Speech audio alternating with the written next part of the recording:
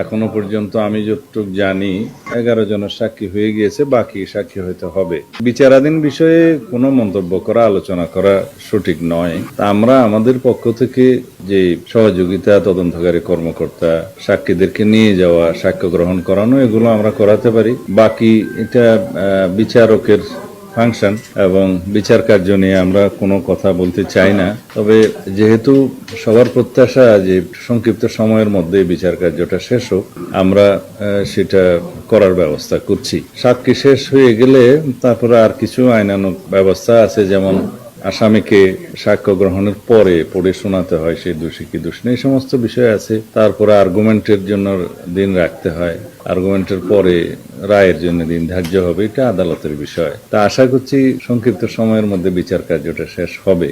রায় কি হবে, কখন হবে ইত্যাদি, এগুলো আদালতের বিষয়।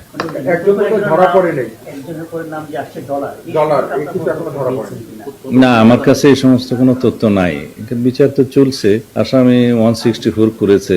তারপরে চিকিৎসক সম্ভবত আজকে সাক্ষ্য দিবেন, পোস্টমর্টম অথবা অন্যান্য ফরেন্সিক রিপোর্টের বিষয়ে সাক্ষী হবে।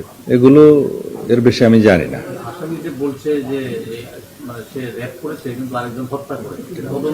আদালতে বলেছে কিনা আমি জানি না।